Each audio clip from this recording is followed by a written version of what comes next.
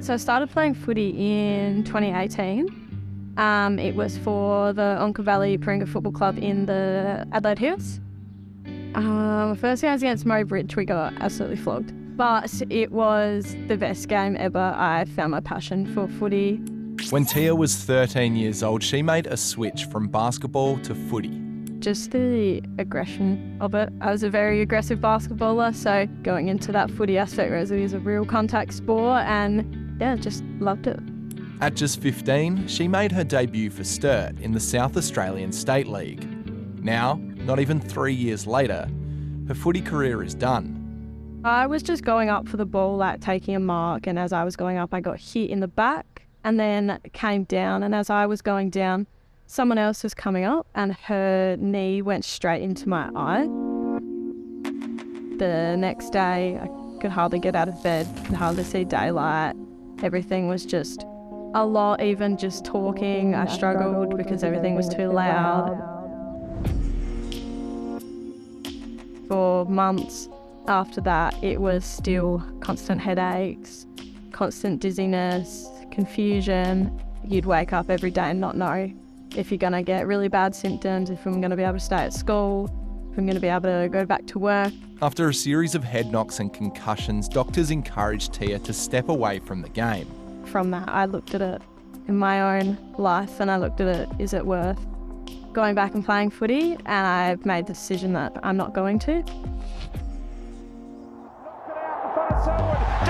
looks like he's out cold. McNamara and Randall thump into each other. Aussie rules football is tough. For every high-flying mark or goals from the boundary, there are as many bumps and collisions. In 2021, the second most common injury in the AFL were concussions. So broadly speaking, a concussion is a mild form of traumatic brain injury that's caused by biomechanical forces going to the brain tissue. Concussions are caused by knocks to our head or body that cause our brain to shake or twist inside our skull. These hits can damage the cells in our brain and affect how it functions. Some of the common symptoms are confusion, dizziness, irritability, nausea, or even blacking out. In terms of the recovery, the majority of people, they estimate about 80% of adults would be better or symptom-free in about 2 weeks. With children and adolescents, it can be 4 weeks. It tends to be a little bit longer just because the brain's got a bit more happening as it's developing. Michael Henry is a PhD student at UniSA, doing research into concussions. He says while most people recover from concussions, multiple knocks to the head over the course of a sporting career can cause problems later in life. So something called CTE has been quite commonly talked about in the news. Chronic traumatic encephalopathy, or CTE, is a degenerative brain condition.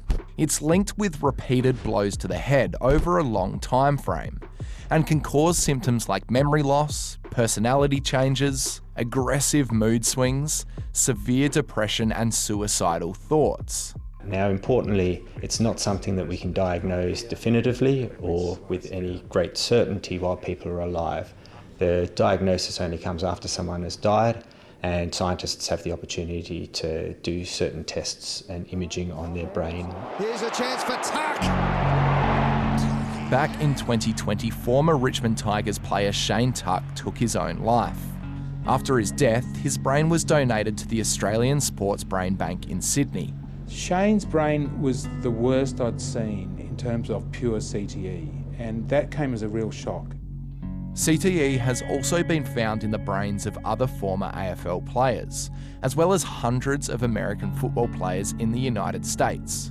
At this stage, we don't have a good scientific basis for treatments. A big part that I think a lot of the focus is going on now is about preventing it or trying to prevent it in the first place. And certainly management of concussions has evolved rapidly in the last 5-10 years. Within the last decade, the AFL has rapidly changed their approach to concussions as scientists learn more about its long-term effects. In 2013, they introduced a mandatory 20-minute concussion assessment for any head knock. And since 2021, concussed players are required to sit out for a minimum of 12 days and progress through an 11-step return to play program. This stringent protocol hasn't always been the case though. Look, the 80s and 90s, the AFL was blood and guts. Down approaching. Oh, Richardson! That bump! The worst thing you could do in the 80s and 90s in an AFL game would be to shirk a contest, not stand under a ball and have some 16-stone monster crunch you. It was Circus Maximus, which is where the Roman emperors watched the gladiators kill each other. Greg Griffin is a lawyer in Adelaide, and he says the concussion protocols the AFL have brought in are a case of too little, too late. They knew in the 80s, everyone knew in the 80s that concussion was an issue. In 1986, Dr. Bob Cantu out of Massachusetts wrote the seminal paper on the return to play protocols for injured players, for concussed players. This paper outlines protocols players should undergo after a concussion before they return to play. And Mr. Griffin says it's something the AFL should have known about and put into practice. I've got a team of 6 people here in Victoria that go through hundreds of games from the 80s, 90s and the 2000s, and horrible concussions are they're just not treated. I mean, the players aren't taken off, they're not properly medically examined. It's why Mr. Griffin, as well as another law firm in Melbourne, Margalit Lawyers, have filed class action lawsuits in the Victorian Supreme Court.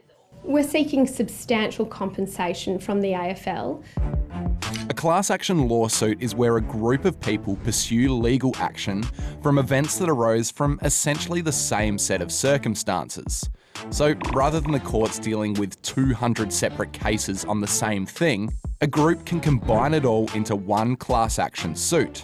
In this case, it's former AFL and AFLW players who are combining to sue the AFL.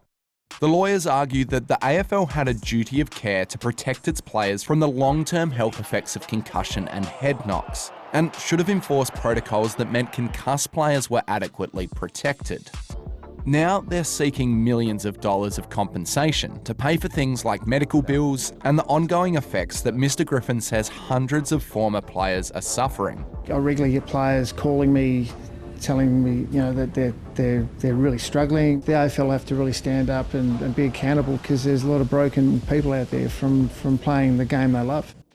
We contacted the AFL for an interview about their concussion protocols, and they sent us back a statement saying safety and health of the game's players, former, current and future at all levels of the game, is of paramount importance.